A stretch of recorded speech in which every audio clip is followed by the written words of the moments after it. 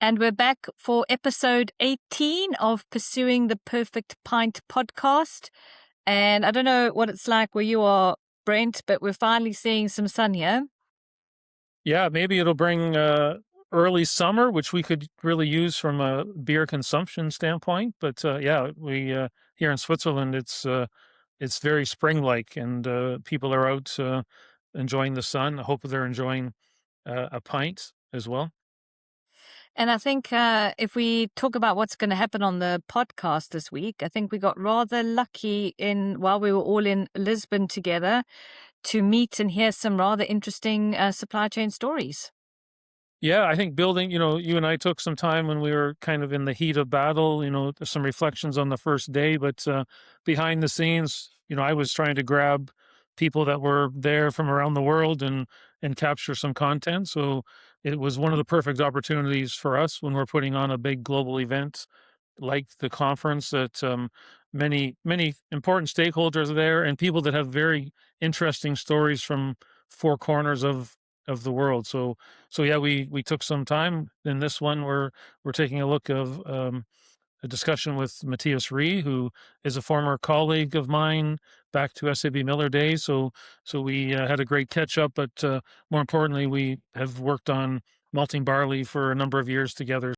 Danielle, in terms of market update, I only had a couple thoughts before we move on to the storyline, and that's everything in the market today is really focused on events in the Middle East. Yeah. And we're doing this on Thursday, April 9th, and we've got the announcement of a potential, hopefully a 14-day ceasefire, which has almost had a very strong immediate impact. Crude oil's down sharply. Most commodity markets are down, taking out the risk premium to a certain degree. So we still are in a very volatile period, but I guess for today's report, it seems like things are maybe turning towards a calmer direction, which would be good, I think, across the markets, including malting barley and ultimately, I think for beer volumes, the overriding when we have these disruptions in places like the Middle East, it just makes it difficult to see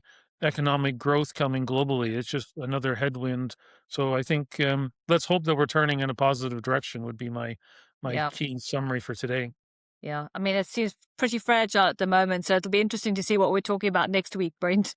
Yeah. It could be tomorrow. It could reverse tomorrow Yes. and be talking a whole different direction. But yeah, Yes. I guess day by day. But as I say, let's hope it moves to a calmer period, which I think would be welcome given a lot of disruptions the past number of years.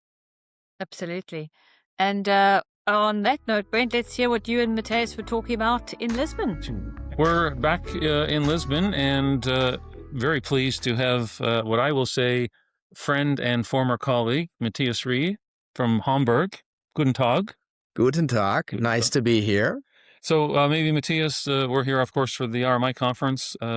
Maybe a little bit our journey together. I say we'll start back around 2010 when I moved from the U.S. to Zug. You were already in Europe at the time, but that was the formation of SAB Miller Global Procurement. Indeed. And in that role, I was focused on malt. You were focused on barley. Yeah. But after that, you then left SAB. You went back to Hamburg, basically, and then you you spent some time with RMI, in fact, so you know what it's like to put on an event like this. Absolutely. It's a challenge, yeah. But it's also a lot of fun, I have to say, to bring this community together every second year. It's a great community, I think, this barley, malt, and beer community. And challenging, but I think it's also a good way of connecting and you have a real function.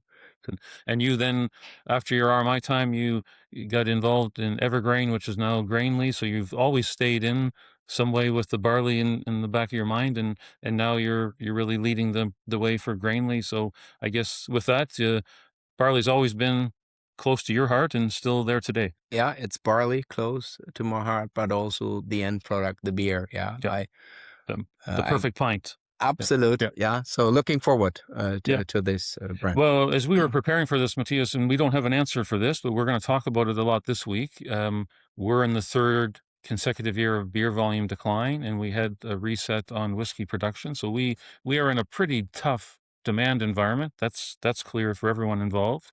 The drivers for that, I think there's two schools of thought in a way that it could be a bigger long-term problem, which is it a consumer shift away from beer and maybe never coming back? That would be not so good. Or is it been more of a inflation-led and an affordability problem that consumers have just reacted to, and that as we address the affordability problem, can we bring some of that back? And then in preparing for that, you thought, well, maybe the third option is a little bit of both. Yeah, it's often like that in life, that it's not the black and white. It's often a little bit of both, and that's what I also believe it is in this particular case. I think especially in the Western world, we need to recognize that the younger generation is, and maybe also for good, moving away from alcohol or just consuming less alcohol. But that's at the same time, we also have to realize that they are different ways of meeting each other, right? It's not the traditional way anymore that, I don't know, 20, 25 years back, you met your friends in the pub down the road. Nowadays, they have many more options to meet each other, yeah, also in a digital form. And that might also be one of the reasons there's less beer consumed, because that was just a social thing, socializing thing to drink beer while you were chatting to each other. So that, in my opinion, especially in the Western world, will still stay around. On the other hand, I think there's many other places still in the world where the affordability of beer is still a major topic. And once the affordability of beer is there, I think the buying power is there, then there's also a lot of opportunities still in many regions of the world for people to drink more beer, consume more beer, which then leads to the second of the sorts, that it's all around the affordability. And also here, I think it's a bit complex, that answer, because for many years, of course, we've seen this trend in craft beers, and craft beers were a bit more unique. They offered special tastes to people. They offered a certain regional element to people. They had fancy packaging around it. But obviously, at the same time, all of that came also at higher costs. More expensive. Yep. More expensive product. And I think with what you mentioned, that there's quite some pressure on buying power of people at the moment, with inflation being around. People might still want to drink this beer, but they have to trade themselves down a little bit away from the super premium craft product, more to the more affordable product, which is then a standard lager in Europe or wherever in the world. Everyone has their own budget to manage, right? So everyone and consumers. I still am hopeful that I often say, Matthias, I don't ever want to bet against the social nature of people. We are social animals. We have historically, for a long time, liked to get together with friends, and that's where I kind of lean more to the affordability piece. That if we can address that, naturally people will want to get together. It may look different, to your point, going forward, but that's one element, and the other is, yes, alcohol is being consumed less, that's for sure.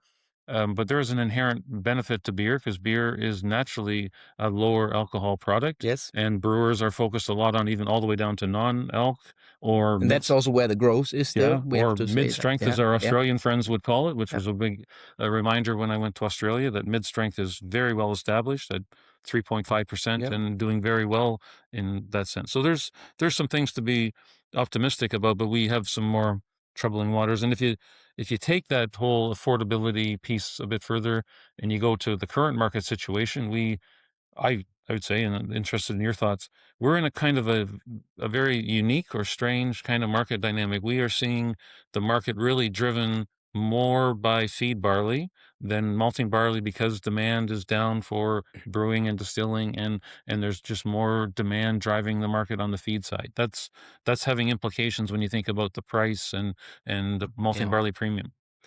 Yeah, I would really agree with you on that. I think there's two elements of why is the premium now for malting barley that low, and I would almost say low to an extent that the farmer is starting to ask himself whether it's still worth it to grow malting barley, make this extra effort, when at the end of the day he's not really in terms of price appreciated for what he does. And the reason for that is in my opinion, two reasons for it. First of all, the demand for malting barley as such is down on the back of 3 consecutive years beer decline in the world. And of course, the brewers also looking for cost optimization and Yep. maybe using a little bit more malt here, a little bit less malt there. But at the same time, it is also driven by the fact that there's a very strong and it seems inelastic demand for feed barley in the world, and that one big supply region, which I would call the Black Sea region, with the main suppliers being Ukraine and Russia traditionally, are not that available really anymore. For the last, as long as I'm around, every feed barley buyer was waiting for the 1st of July, knowing that the Black Sea, Ukraine, Russian barley became available. And that was then for sure the cheapest barley in town. In July 2025, last year, it was the first time that I remember that this supply wasn't really available to the extent it had been available for a long time. And that really scared some people, and the demand had moved to other geographies, including France as a Western Europe, France, and started to buy the barley there, and that have really given some strong demand in these regions. And at the same time, malting barley was not on really high demand, so the premium really moved together. So we call it, we'd say there's a bit of a squeeze where feed barley's up, malting barley's not moving, and that's natural outcome of that is you left with a very small premium for the farmer for malting barley. And as a buyer, you always hope for prices to go down. And then when many buyers around the world had then seen Southern Hemisphere crops doing very well, we were expecting large crops in Argentina, in Australia, so they were waiting and still hoping, because hope is often last to die. So their prices will come down as soon as the combines start rolling on the Southern Hemisphere.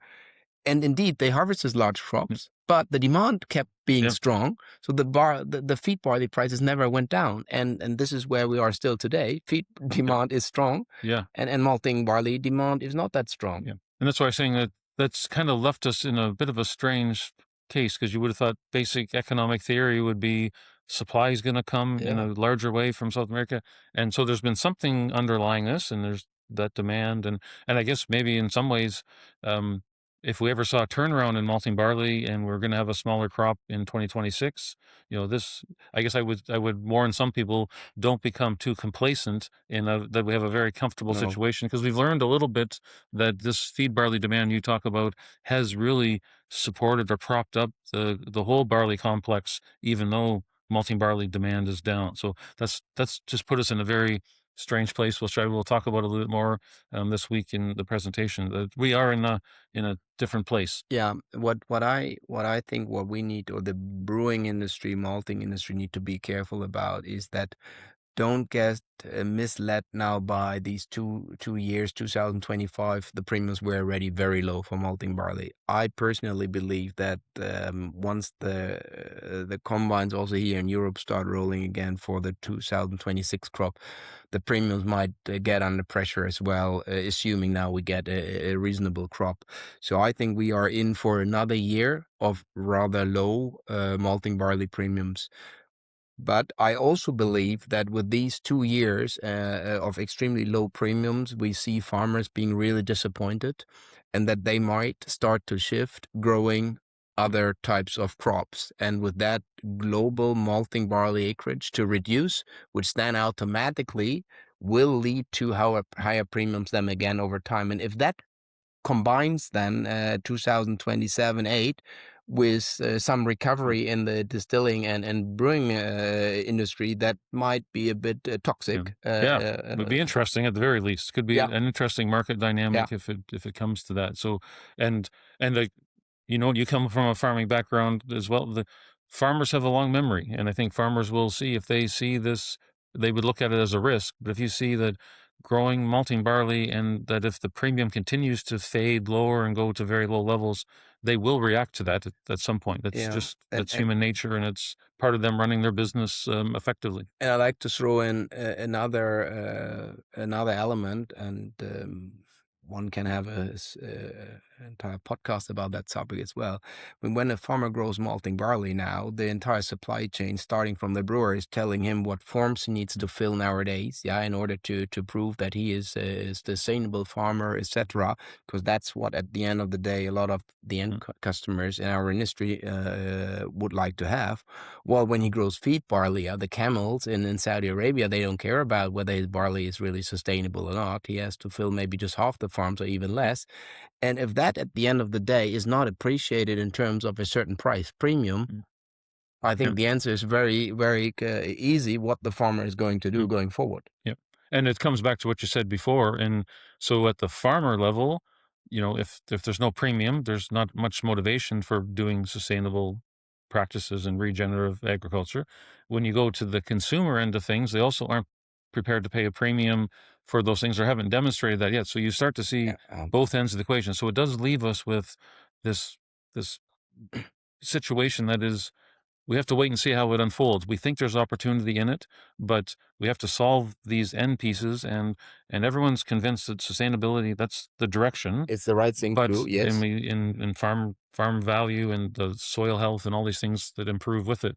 But how that looks in the beer market, and how that is rewarding farmers in some way, and consumers like the story and buy into it at the other end, that would be still being able to have an affordable beer at the same time. That's the thing. So it's very complex, but it is complex. I totally agree with you. And it will be with us for the next couple of years, because even now, while we're here in Lisbon, I had already a couple of meetings around that subject with brewers, and there is, for one thing is for sure, there is not an easy solution to it, and it seems that each and every brewer also, at the end, they all want to do the same. They all approaching it slightly different, and that even adds more complexity to the supply chain, because there's not yet one direction to follow, because there's several approaches. And that would be also a recommendation maybe from my side, to say the beer industry should probably come together to define for themselves what sustainability initiative they would like to really push, and then try whether that can be somehow streamlined across the world. Yep. And it's probably one area where the industry can collaborate on, that is in a way a non-commercial piece. Exactly. Competition, all those things will still be there, but there's some of these really big strategic long-term things can be discussed in collaboration environments and cooperation environments. That leads, maybe that's sustainability. So we will talk a lot about that this week. We won't solve it, but I think it fits very nicely. Our theme for this week is building a resilient malt supply chain for 2035. So we want the discussion to be about the decade ahead, because it'll bring these discussions forward.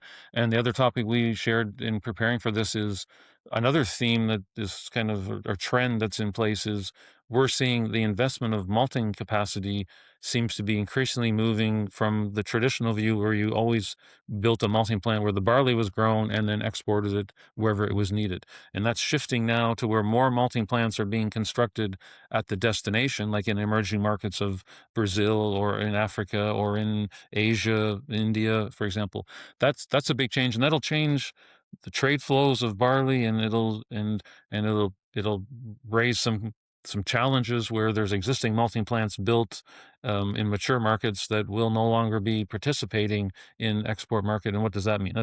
Those are things. So you've talked about it as well. It's a change that we can see now, and it looks like for the next 3-4 years, that's the direction. And unless something changes, I think that's the path that we can expect to see going forward. Yeah, I mean, from a government perspective, or regional government perspective, in these countries where these investments are made, I totally understand it because they would like to move the entire supply chain to their country because that means from the farmer all the way up to the beer, the entire value chain is in that country. So if I would be sitting in a country in Asia or Africa and I would be the regional responsible person or even on country level responsible, I would really try to attract these investments to come to my country. And this is also often where the whole idea really starts, or where it gets momentum, that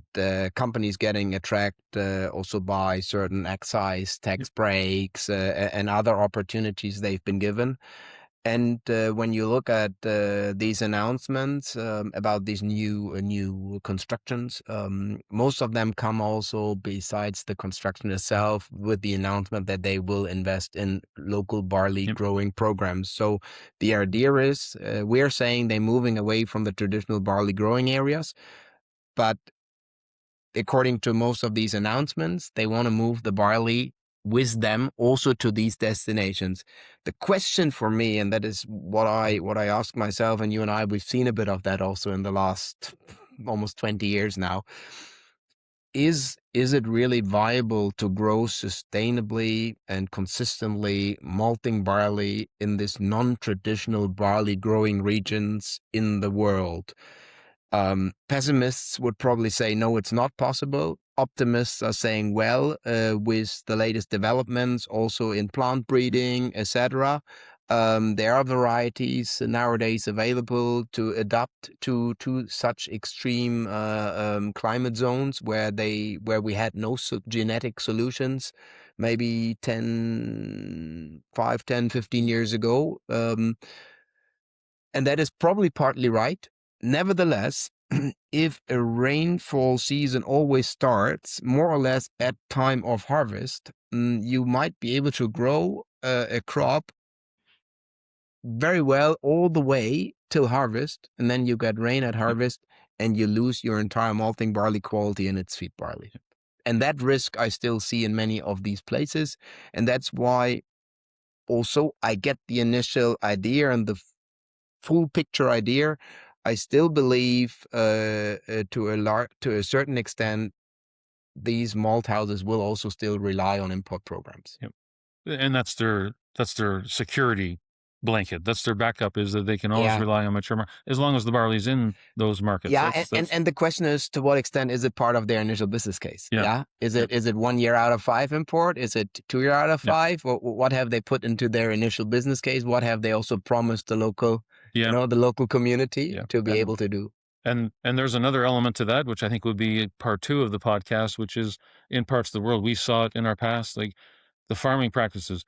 The way that barley is grown in some of those places in Africa is nowhere close to what we would look at in mature markets like France or Germany or in North America and elsewhere in Australia and Argentina. So on top of all that, the climate that you mentioned and these things, they're just in a totally different place from an agronomic development. So Absolutely. So that journey is massive, and we've got lots of examples on that. So there's lots of questions flowing around. We'll talk about lots of these this week, and we will pursue the perfect pints. We started a little bit last night, and we'll continue through this week. But I guess maybe with that, Mattias, it's been really good to catch up with you as always. But now we're back for the 13th RMI conference, and we'll spend some more time this week talking about all these subjects and sharing a beer. So look forward to that. Thank you very much. I'm sure we will not be able to answer all these questions, but if we just get the next step on this journey done, I think then it's already quite helpful for the entire industry. Thanks, Brent, for having me, and it's always a pleasure. Yeah, for sure. All the best. Thanks.